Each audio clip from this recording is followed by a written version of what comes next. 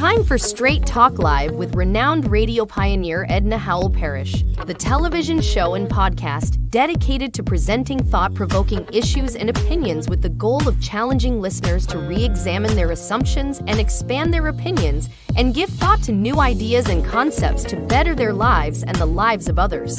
This is your opportunity to participate in making the world better. So without further ado, let's get ready for Straight Talk Live with your host Edna Howell-Parrish.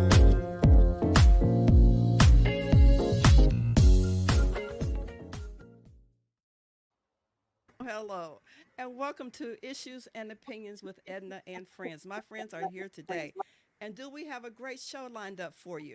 We're going to talk about an issue that's very important. When I told someone we're going to talk about gerrymandering, they said, oh, is that the latest dance? No, gerrymandering has nothing to do with dance. It is all about the election coming up and why it's important for you to be involved and know about gerrymandering. And here to talk about that are my friends. Jen Miller, Director of the League of Women Voters of Ohio. Welcome, Jen. Thanks for having me. And we also have with us Tom Roberts. And Tom is the president, of the Ohio Conference of the NAACP. Good afternoon and welcome, Tom. Good afternoon, and thank you for having me. It's great to have you guys here. Well, the question about gerrymandering, what is gerrymandering and why should I care, you care, and why should our viewers care, Jen? Right. So gerrymandering is when representatives draw their voting district lines and they get to pick their voters. It means that they predict how each of us are going to vote, and they slice and dice neighborhoods, communities, townships, all for the purpose of making sure that they and their friends can get elected over and over again. And why it's bad is because once a lawmaker is in their office, they know that they're going to win their seat over and over, and they don't have to listen to us. It increases voter frustration. It decreases voter participation because voters feel like they have less power. And that's why I'm so honored to be here with my friend Tom Roberts talking about issue 1, which is designed to take power back, to restore power to where it belongs, to the people of Ohio, through the Citizens Not Politicians Amendment.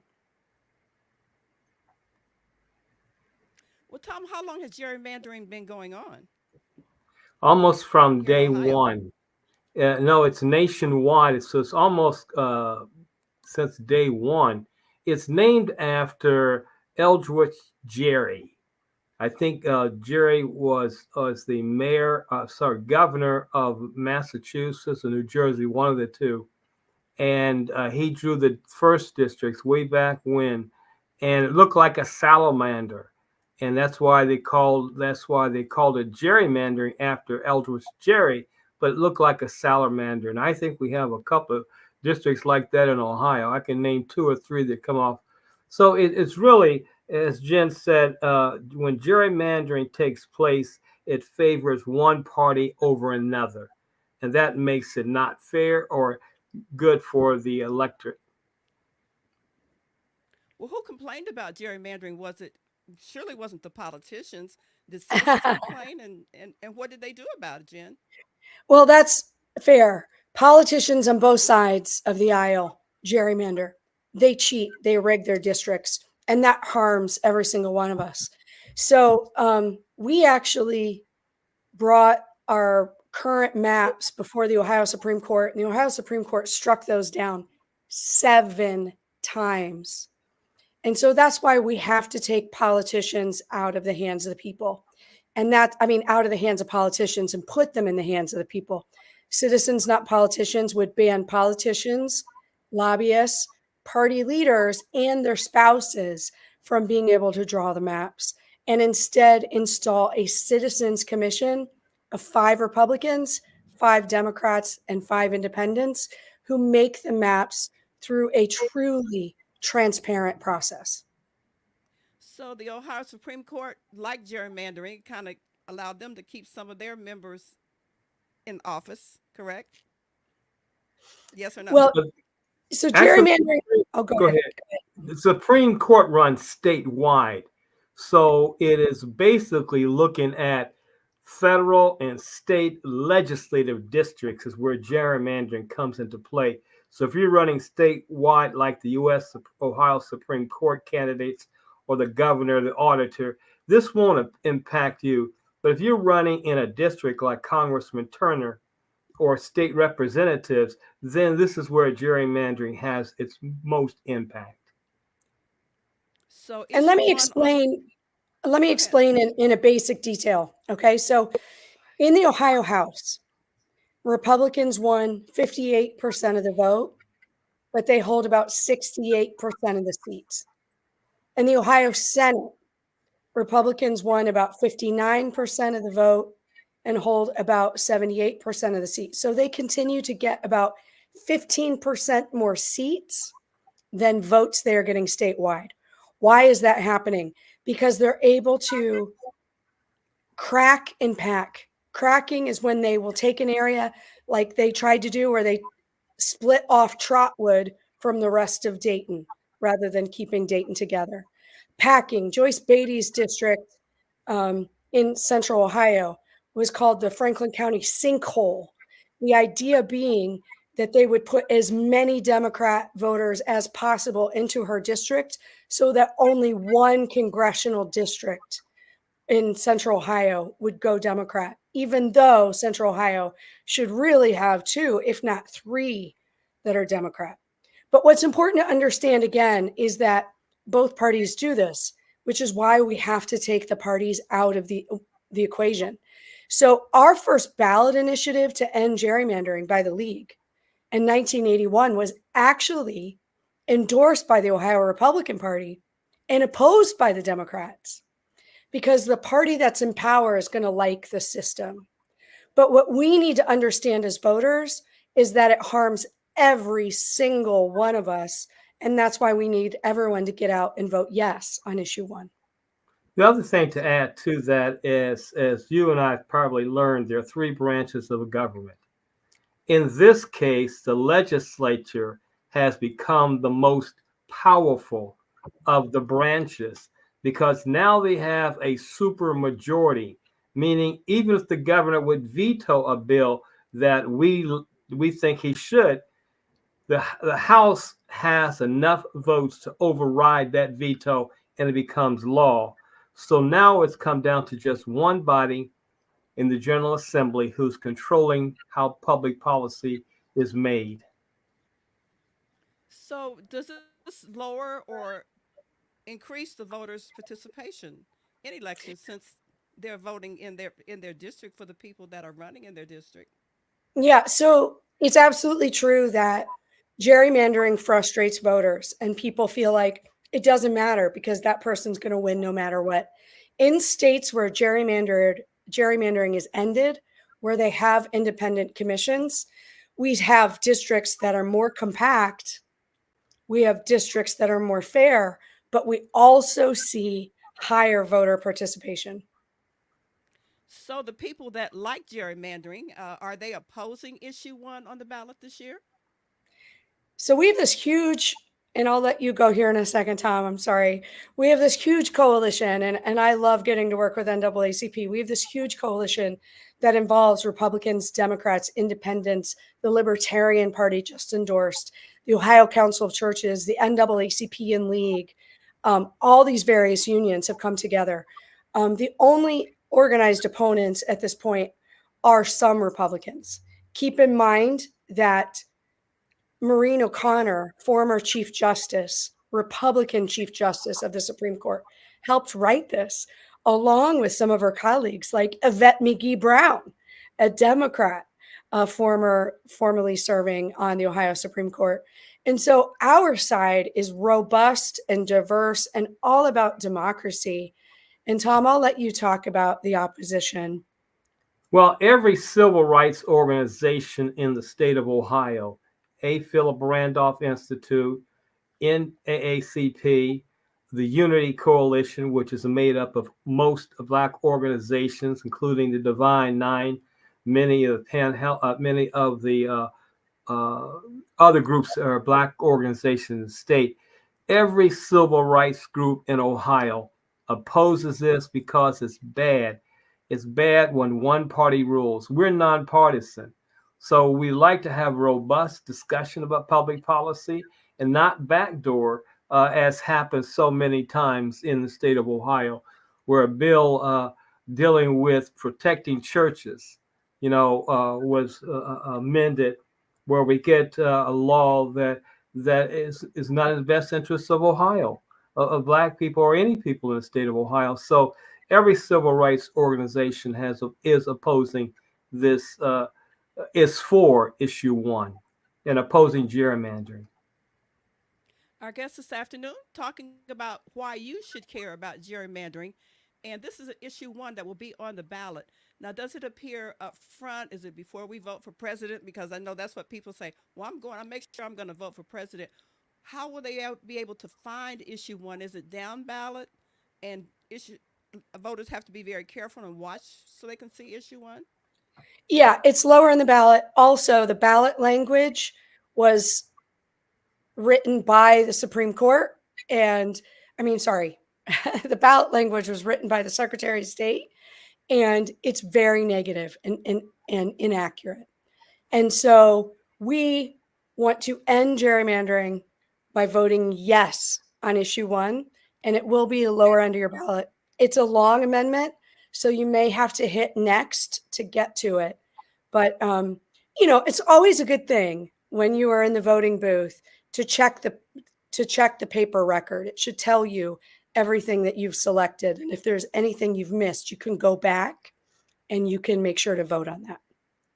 Okay, so go ahead. The sad part about this issue, as Jen pointed out, many citizens went out and got signatures signed to get this on the ballot. So this was a citizen-led initiative from day one. When it went before the politicians, they had the audacity, and my mother would say audacity, mitigated gall, to write it in a way that it sounds like issue 1 is gerrymandering. And so for the first time in my life, I'm going to tell people, don't read the language. 1, it's misleading. 2, it's so long that you're going to try to read the whole thing and get so confused that you're not going to vote at all. But I'm hoping people vote yes. Just go in, trust Jen and myself, trusted people that you can say vote yes on issue 1. And because, as I got a call yesterday from somebody saying the signs out there, are misleading on no. And so they're doing everything, the politicians and everything they can to confuse the voters so you won't vote yes. And we're just saying, trust us, vote yes. Is issue 1, is it Republican? Is it Democrat? Is it partisan or nonpartisan? No, it's nonpartisan. So the league is nonpartisan. We never endorse candidates. We never support parties. And I know the NAACP is fiercely nonpartisan too. So again, it was written by Chief Justice Maureen O'Connor, also Yvette McGee-Brown. So you've got a Republican and Democrat there. Professors from OU and University of Cincinnati and Case and Ohio State all participated in the drafting.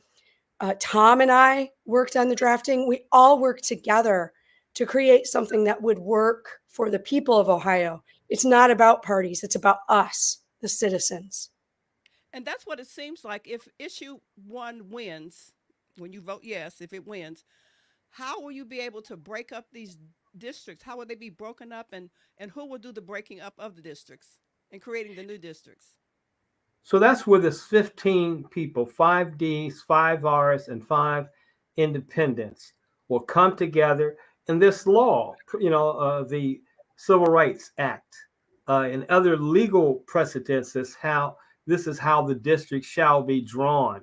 And they will be given those instructions, pretty much like a jury is given instructions by a judge. Here's the law that you must apply in making this decision. These 15 people will be given the instructions, the law they must use in order to draw the districts. and in states like Colorado and Michigan, where the lines have been drawn by citizens, we've seen very fair districts being drawn. And so we'll end gerrymandering, and it will create districts that the Citizens Committee or Commission will be drawing up those districts. And how will this be fair? Will the same people be able to vote for the same candidates or different candidates? Yeah, so here's how it's fair. Because politicians get to draw the lines, they draw them in a way that works for themselves and their friends. When we take politicians out of the equation and we put everyday people in it on the commission to draw the maps, there's not that self-interest. The other thing is that never in our history have we had independents be part of the process. More Ohioans consider themselves independent than member of either party. But every major vote, everything that the commission does takes a total of 9 out of the 15 votes and a minimum of 2 Republican, 2 Democrat, and 2 independent commissioners. So it's beyond bipartisan. This would require everyday people to work together to draw these lines. And as Tom was saying, in other states, what we've seen are fairer lines, but that's also meant education policy that is more fair, and in a legislature that's more responsive on things like school lunches, transportation. These folks affect our daily lives. And the problem is the way these maps are drawn, they know that they're going to win over and over again. So they play to party extremes and they play to their pickpocketed donors, and they don't have to listen to us, the people. They'll just keep winning. So this way, we'll see more competitive districts and we'll see a more responsive legislature and congressional delegation in Ohio. The district should, the people in the districts, the people in the district should have something in common. So let me give you an example. We had a district, we all called it the Mistake on the Lake. It began in Cleveland, went all the way across the Lake Erie, and ended up in Toledo. That was one congressional district. We currently have another one that's in Urbana, works its way up north, and just outside of Lorain County is where this congressional district goes. So through different counties, different communities with nothing in common is how the maps are being drawn. And as you and Jen pointed out, Trotwood is split. You know, Trotwood here in our area is split. The community is split down the middle. Jefferson. And so really we're talking about the representatives should, the people who are in these representative districts should have something in common. And so far, gerrymandering, the way it's done now, is so unfair. They're not unfair maps. The bottom line is drawing fair maps. So the politicians are able to control the people that get to vote for them. That's why I used to live in Cincinnati, and I remember Steve Shabbat. Every year, everybody said, well, you know Steve's going to win. And he did. But that's because the maps were rigged. That's because the maps were rigged. Not only Steve, but other candidates as well that you always will see. They had that district, and that's how they voted. So it kind of will break that up. A lot of people may not like it. Citizens had to go out and collect signatures to get this on the ballot. Is this the first time it's been on the ballot in Ohio? Oh, no. Again, our first ballot initiative to end gerrymandering was in 1981. So we voted on this many times. The difference is this is the best policy we've ever had. And Ohioans understand this issue more than ever. And our coalition is stronger than ever. And that's why it's been an honor to hang out with you and with Tom, my friend, and encourage every listener to vote yes on one, but also to check in with their friends and loved ones and have them vote yes on one as well. I understand that Ohio is the worst gerrymandering district, one of the worst in the United States, but other states also have gerrymandering issues as well. But Ohio is among the worst. That's amazing. Yes. It is among the worst. Yes, it is among the worst. Yes.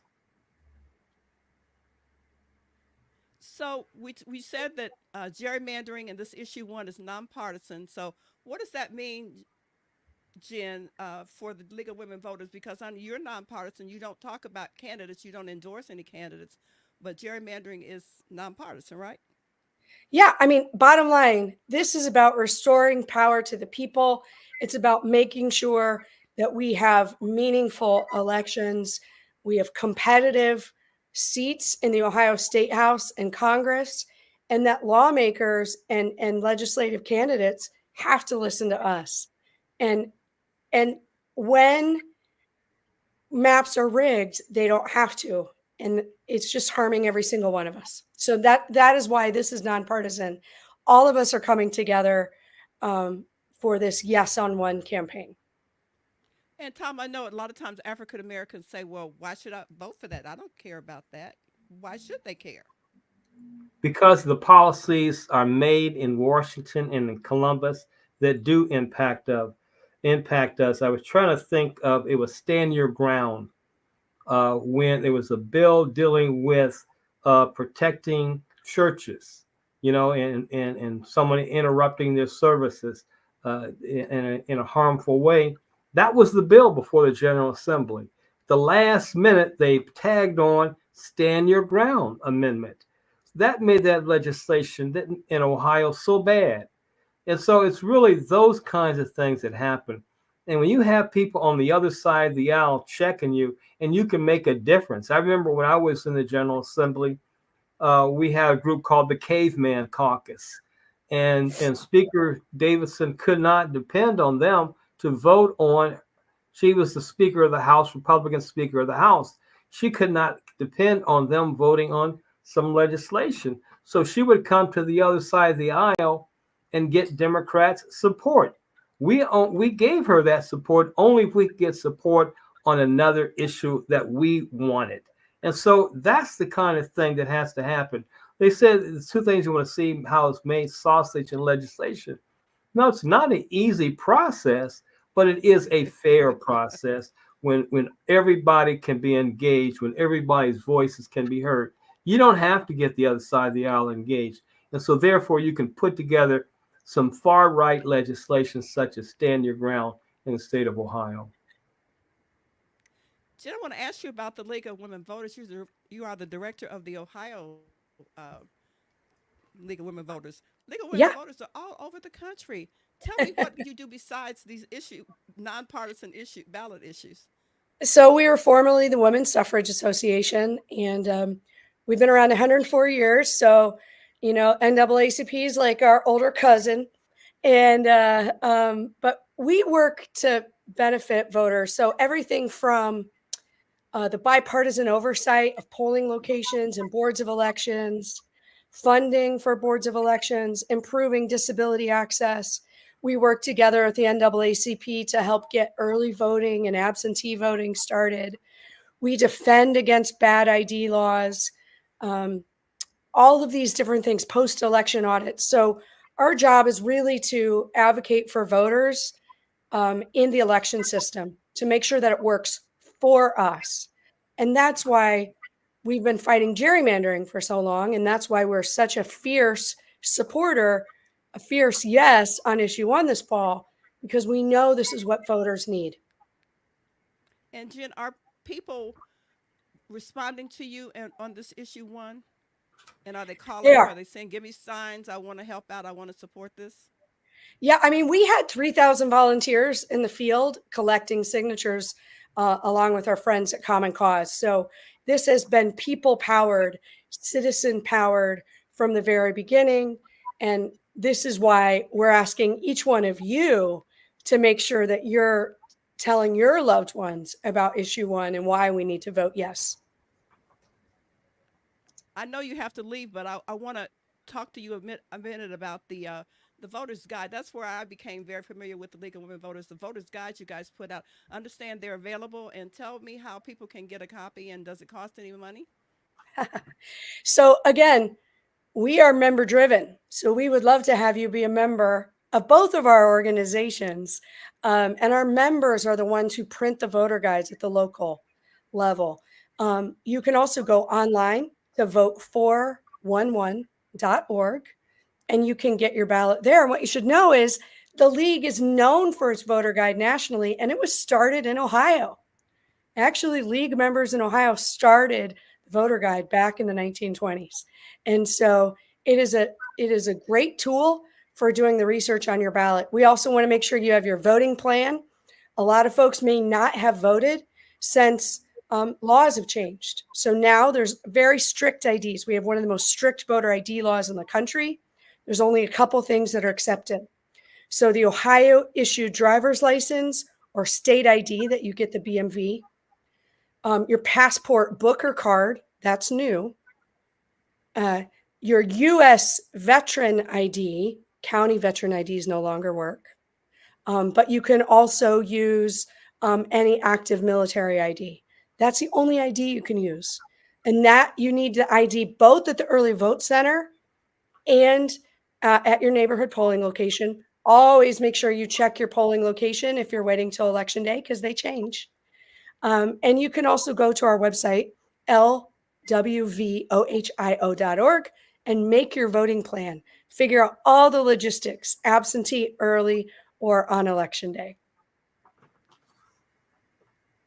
And so if you haven't made up your mind about who you're going to vote for president, you can go in there on the guide. You can read the background of the candidates if you don't know anything about them.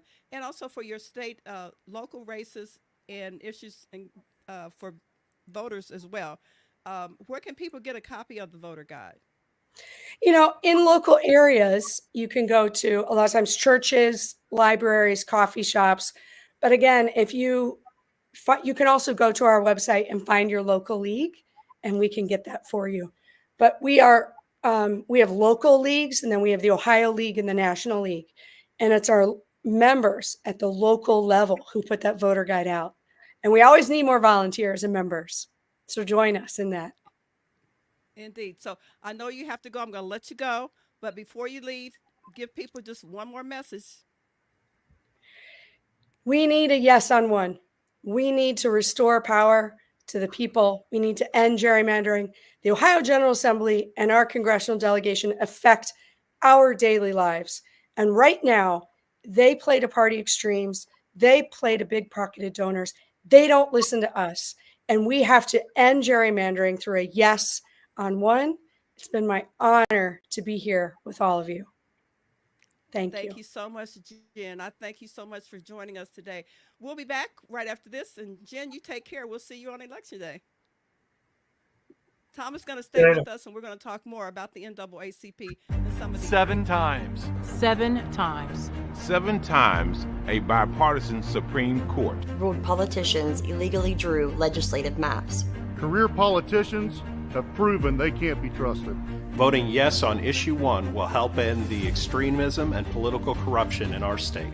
Republicans, independents, and Democrats are coming together to ensure Ohio ends gerrymandering once and for all. Lobbyists and politicians had their chance. Now it's time to put the citizens in charge. End the corruption and vote yes on issue 1.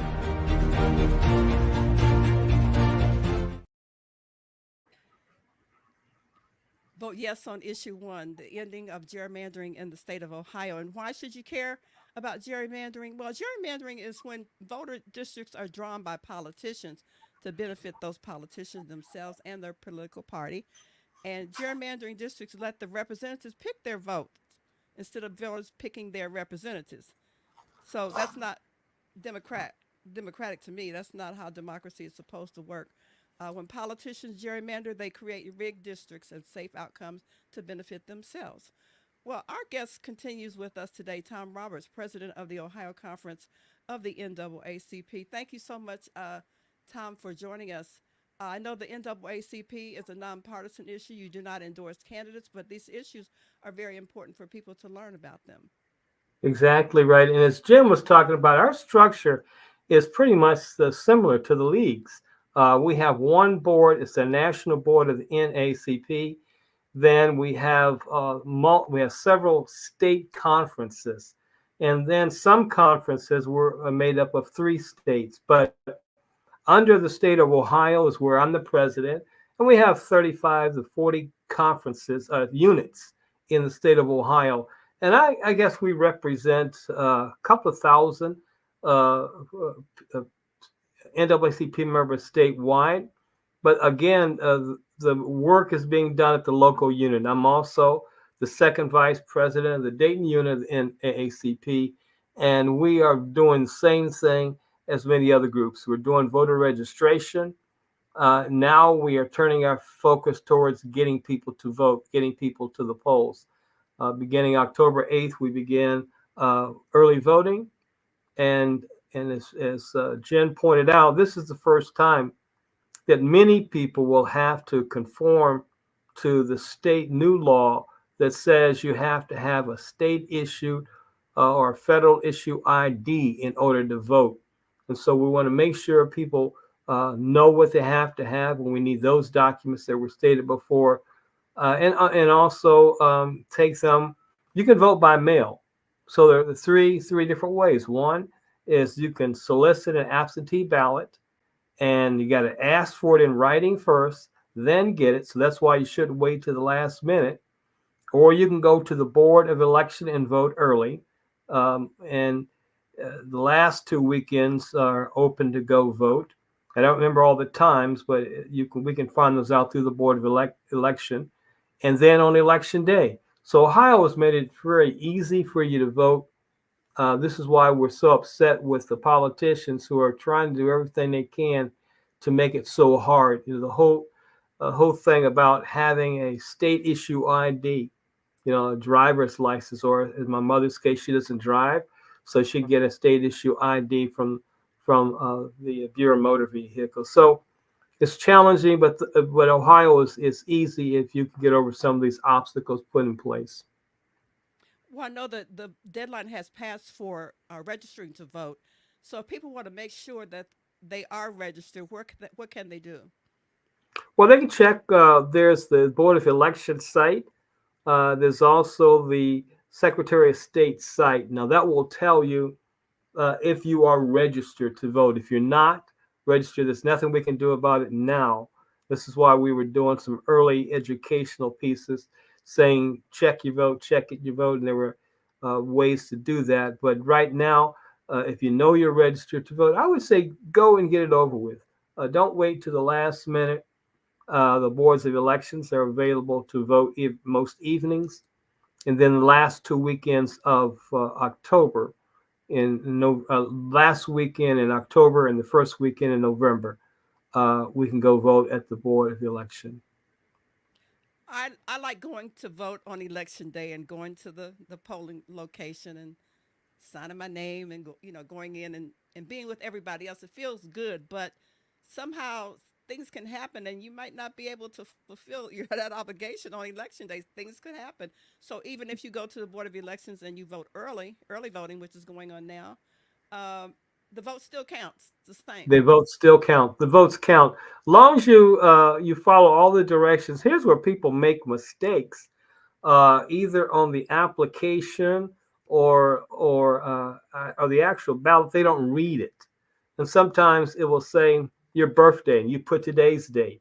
Well, that you send it in, and then it has to be corrected. So I'm saying if you're going to vote early by mail, read it as if it was one of the most important documents in your life. You know, how we do our taxes or whatever. Read the document and then fill it in exactly as it asks you to do. But it's so easy that I think people don't pay attention. They just do it so quickly. So I'm just encouraging people to just take time and read it and vote. Well, Tom, people sometimes, you think you're registered and then you go to the polling location, they pull out the big book and your name is not there. Mm-hmm. That means you can't vote, correct? That means it's not there. It means several things. And this is why we were encouraging people to check it. Because if you don't vote in 3 federal elections, not presidential, federal elections, every 2 years, 6 years, there's a good chance you were part of the purge list. That's something else people were hearing about early on, that so many people were removed from the voting list. They were purged, taken away. It's because they had not voted in 3 federal elections. and so they had to reactivate their membership or their active membership as a registered voter. And so that's one way of being taken off. That's the only way I can think of.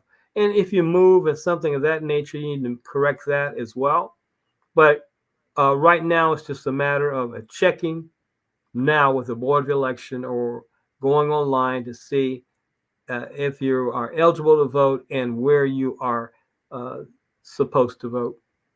What if when you go to the poll, say you moved, say I lived in Dayton, but I moved to Trotwood, and of course they're not going to have my information in Trotwood because I didn't change my, information at the Board of Elections. So can you still vote? I would check with the Board of Election on a specific. I think you can, but I want to make sure you get the right information. So I would check with the Board of Election to make sure, in that case, if I move from one city to another, what is the best course of action I should take. So even if your driver's license or that you use for ID may not match up with what's in the book, maybe you're in the same district, would they still allow you to vote? I think so. I think, but you have to make sure because it's wherever they have you registered. And I would ask the Board of Election now to give you that answer so you can put a plan. It's like putting together a plan, And that's what I'm saying. The plan should say when you're going to vote, what you're going to take with you, and all those things. So put a plan together. But I think the first thing is to make sure you are still a registered voter, and you can do that by going to either the Board of Election website or Secretary of State website to be sure. I know in Georgia, I had a guest on from Atlanta a month or so ago, and we were discussing the issue of voting in Georgia and what the Secretary of State and some of those other members of the board were able to unregister voters who are using the computer, and people could report people who had not voted or registered, or they just felt like they started purging voters because of that issue. Nothing like that happened in Ohio. We don't have a system like that where we just unregister people just because. Well, they unregister people because of the purging law as they interpret it. I disagree with how they're interpreting it, but it's a maintenance of the voting rolls. And so we have that in Ohio, but it comes down to not having voted in 3 consecutive federal elections. And so you purge some rolls for that. Yeah. On election day, if citizens have a problem, who should they call? Board of Elections, or they call the NAACP, or is there an organization that kind of oversees the issues of people not getting to vote or not getting in to do what they need to do? They can definitely call our office, 937-222-2172, 222-2172, or call 1-866-OUR-VOTE. That will immediately get you someone who is monitoring what's going on here in Ohio. We are doing the same thing. We will have people out at the polls monitoring what's going on. And if you call our office, I can relate to that person what you're faced with, and they can help straighten it out. But I think what 1-866-OUR-VOTE is another way of getting some kind of voter protection. We, in fact, are meeting weekly on what we need to do for voter protection. And so, you have groups out there like the NAACP and the League and Common Cause and others who are deeply concerned about what may happen at the polls on election day. The other thing I would just say is that we tend to just look at the presidential race. And for me, this is one of the most historical presidential races. But I would say every one of those offices, we forget about the Ohio Supreme Court. And as we talked in the first segment, they're the ones who looked at what the legislature did as far as drawing the districts. And so the Supreme Court has a very significant role. We have all of the Ohio House of Representatives. In fact, the federal election U.S. House of Representatives is up. And so most of us only have 3 candidates to vote for one of the 3 in the U.S. House. But there are at least 5 state reps, a U.S. Ohio Senate race, a U.S. Senate race. So again, I think people need to look at the ballot, look at the Legal and Voters voting guide, or look at what you may see in the papers, know who is voting, and take a voting sheet with you, when you vote, or sit at the kitchen table as a family and vote, because all of these races are important. We tend to generally just say, look at who's running for president, and other than this one being the most historical presidential campaign in my lifetime, we need to look all the races, because each one plays a significant role in our lives, making public policy or adjudicating issues. I mean, we have several common pleas court judges, court of appeals up for election. So on the ballot this year will not be any city races, but there will be county and statewide races. We have candidates running for clerk of courts, for auditor, for many of the county.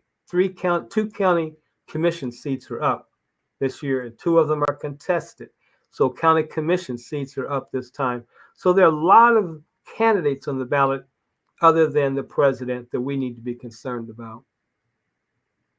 Our guest today is Tom Roberts. Tom, you long time I call you politician. You're no longer in office, but tell us about some of the positions that you've held in the Ohio candidates races.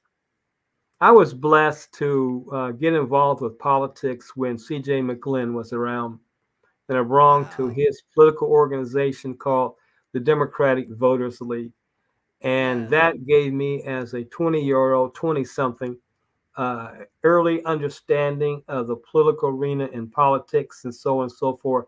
So I became a state representative in '86, served in the House of Representatives from '86 to 2000. From 2001 to 2009, I served in the Ohio Senate. I went from the Ohio Senate to the Ohio Civil Rights Commission. And then I decided enough of being an elected official and just going to work with various groups, understanding politics. And in 2017, I was elected to the president of the Ohio Conference of Branches of the NAACP. So it's 20 years there, 5 years there, but it's been fun public servant years that I've served in. And you're serving as the state of Ohio conference president, and you also serve as the second vice president, I guess, in Dayton. In the Dayton unit, I am second vice president, and my chores there are to do what I'm doing with you, civic engagement. Helping with our GLTV chair, get out the vote, educate the voters on the various topics. Right now, I'm one of the statewide speakers on issue 1, so I'm traveling the state campaigning for issue 1. And so it really is an opportunity to use all the skills I've had over these 20-some years and use them in a way to educate the public on what's before us today in this 2024 election. What are some of the major issues of the NAACP, statewide and local? Civic engagement is the number one. Education is right up there. I have an education task force that's looked at every school district in the state of Ohio and determined that we need to work on at least 11 of them, 11 of school districts, and Dayton, many of them in the major cities. But I have at least 4 units who are looking at the report cards at the local level. And the report cards tell us how the students are doing in those critical subjects of math, language, arts, science, and tells us, and we're encouraging parents to work with their local school districts to help improve those grades. I'm embarrassed to say that our babies, as my colleague CJ Prince would call them, we're failing them, in schools right now. Now, some may say, as I probably have said, that schools are doing what some people intended for them to do, is to not make our children literate. But this is what we're facing. And so we need to have pay attention. Black parents need to pay attention to what's going on in our school districts and work on that. So I have a task force that's looked at every school district. We are now drilling it down to the local level to encourage units, to encourage community people to work with our units, to work with the local school districts to improve those report cards, because our babies can do it. There's literature out there that shows us if we apply them, we push for them, we hold them to a higher level expectation, they do better. So education is my number two. Housing, a lot of bad housing in the state and in the city. And so we have a housing task force. So we have pretty much the mainstream things you're interested in at the local level. There are probably 13 committees that we work in, and some of those I just repeated: religious affairs, housing. Each of them are parallel to what's going on at the state and national level for us to concentrate on how we can improve the quality of life for people in our communities. Is there room for new people? Say you haven't worked with the NAACP before, and people want to get involved. They say, "Well, I don't want to just come and be part of the meeting. I want to be on a committee. I want to get in there and work. I don't like what's going on, maybe in the school district or even in my child's school. Maybe it's not a public school. Maybe it's a charter school. Are you all concerned about charter schools and public schools as well?"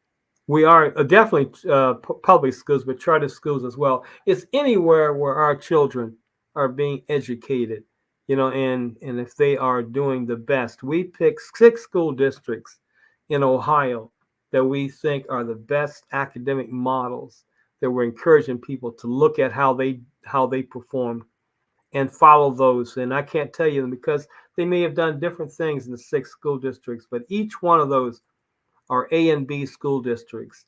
And I would say most of our school districts in Ohio are D and F. Our students aren't doing very well, especially in those. So the answer is yes. Membership is the lifeblood of the NAACP. And I would say in any place, and especially here in Dayton, we have a very active unit. In fact, we have one of the best units in the nation.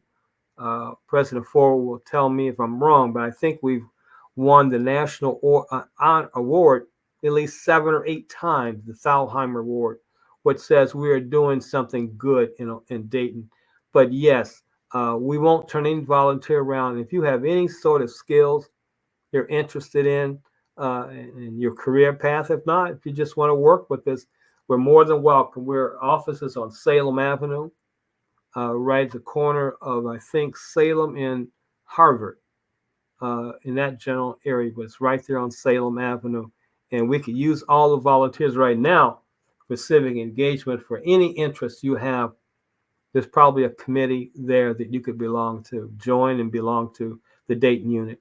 Mm-hmm. That's wonderful to hear. I know that people want to be involved. I know a lot of people are concerned about issues going on, but a lot of people think the NAACP is just involved in issues with the police or somebody, getting killed. And those are important, very important. But there are other areas of people. If you don't want to be involved in that issue, that you guys can find something. If you have skills, you find somewhere you can fit them in. Right. I can look around. I'm visioning our exec committee meeting and people around the table in religious affairs, veterans affairs, housing, civic engagement, education.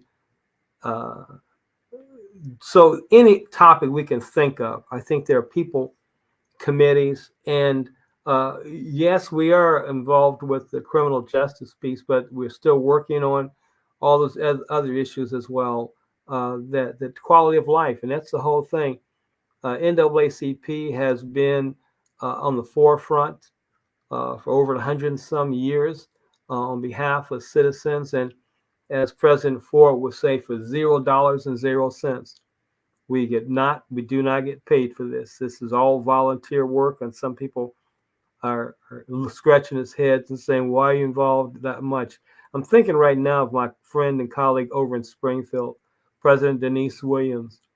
She is on the battlefield right now, working with that community, bringing that community together. I was there a few weeks ago with her, and she and I talk almost on a daily basis. But she is really on the forefront right now. But I don't think she knew this was going to happen when she became president. And we have another president up in Portage, where the sheriff said, uh, take names of people who have presidential candidate Harris' name in her yard, in their yard. Yes. And he made the statement, then he backtracked and said, well, you misunderstood what I was saying, but he's still an elected official, still a sheriff. He was elected to serve and protect. Now he's talking about taking names of people who have a presidential candidate's sign in their yard. So we're all over. I can think of the big cities, Cleveland, Dayton, Cincinnati, constantly, but now some of the smaller cities like Springfield and Kent State and Sandusky units are being challenged. So NAACP is more needed right now than ever before in our history, I think. No, you mentioned Springfield, and that reminds me of the issue in Springfield about the Haitian residents who moved there to work. Um, Right. it's kind of died down with the publicity on that, but is it ongoing? Has a resolution come up to head for that situation? No, it's still going on, um, and and the community is I think they're resilient. I think it's the right word towards what they want. They want a peaceful community. And so I was talking to President Williams yesterday. They're still planning some things to bring peace and harmony to that committee, to that community. I And know the you wanted. houses. I know you wanted to talk about Project 2025. So don't Yes, forget. So we can talk a little bit about that at some point. yes. Let's do that right now. When you brought that up, go ahead. I know that a lot of people are wondering about Project 25. That's nothing that's on the ballot, but I understand that was written by the Republicans for the Republicans as to what that will be used for the administration if Donald Trump wins. Of course, he denies he had anything to do with it, but that's here and there. But it is Right. important for people to understand what Project 2025 is about. A lot of people say, "Oh, it's just a myth." No, it's not a myth. It's a real deal. No, it is a 900 page document put together by extremists, a roadmap for what to do uh, when uh, when the Republicans become control of the federal government. And so it's looking at education, it's looking at everything. I was talking to someone and she was sharing with me its attack on education. They will take over education, but early child education is in there as well. And so it is a document that many of us, in 900 pages, we just read the brief notes on it. And I have several documents, and I think there's something on our website, the state website. But I think you can just Google Project 2025, and it really is trying to turn back the clock.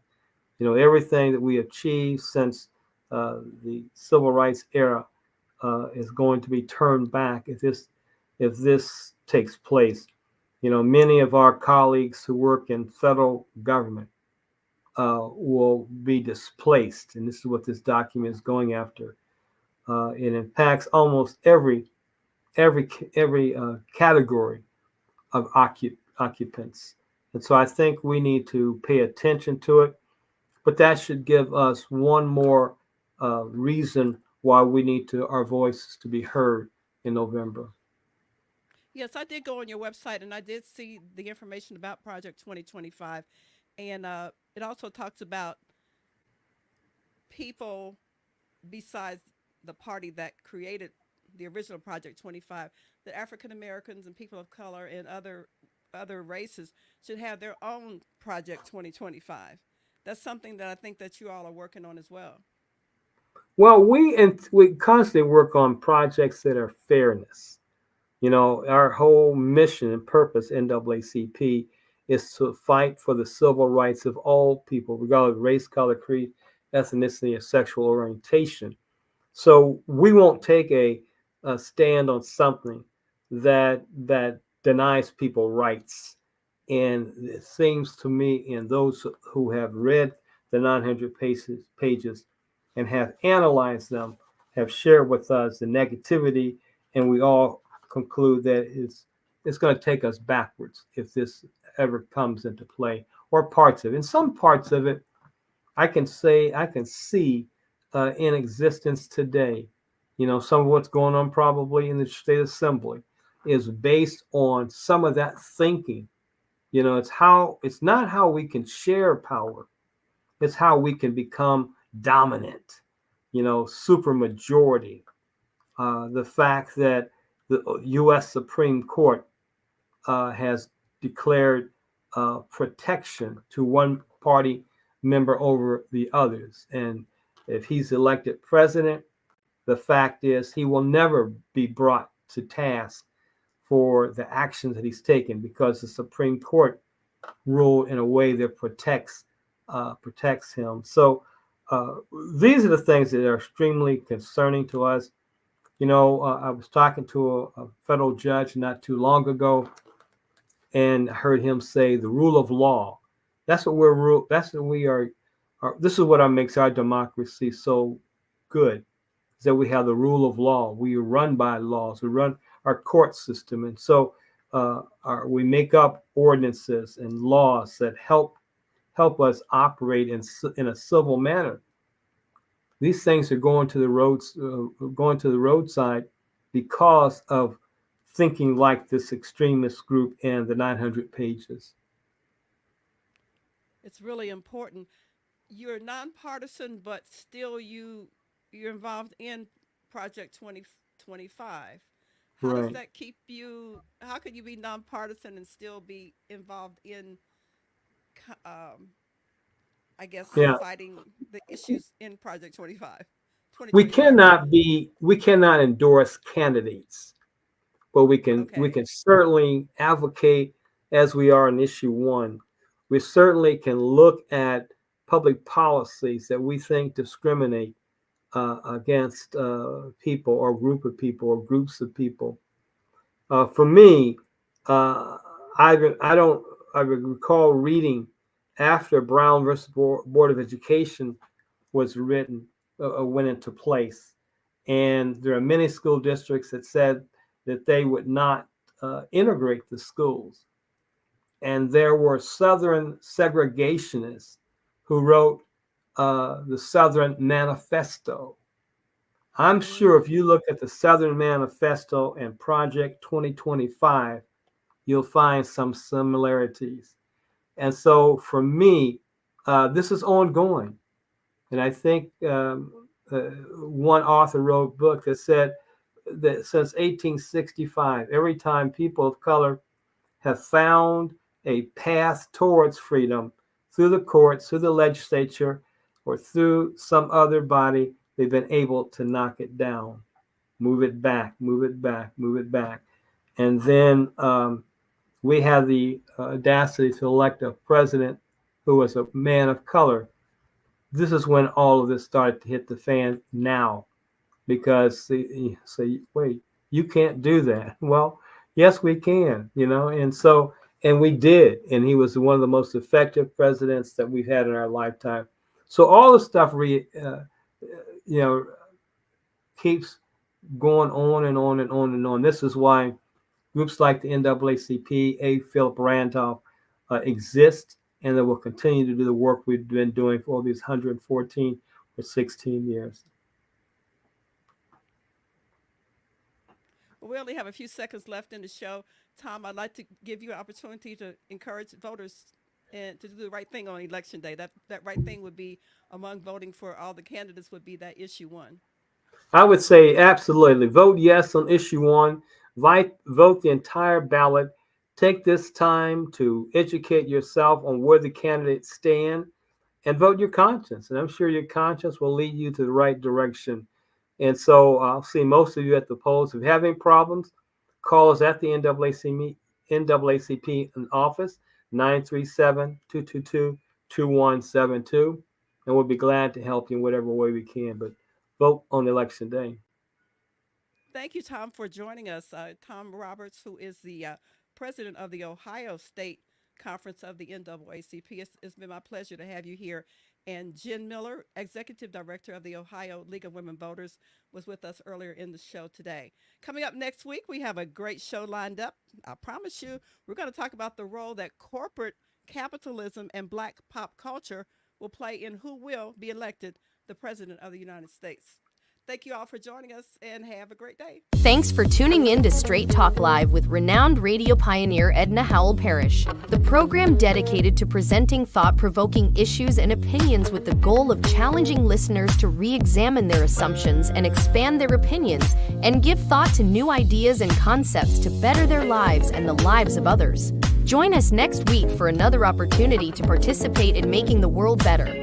So until next week, live your best life from your friends at Straight Talk Live and host Edna Howell-Parrish.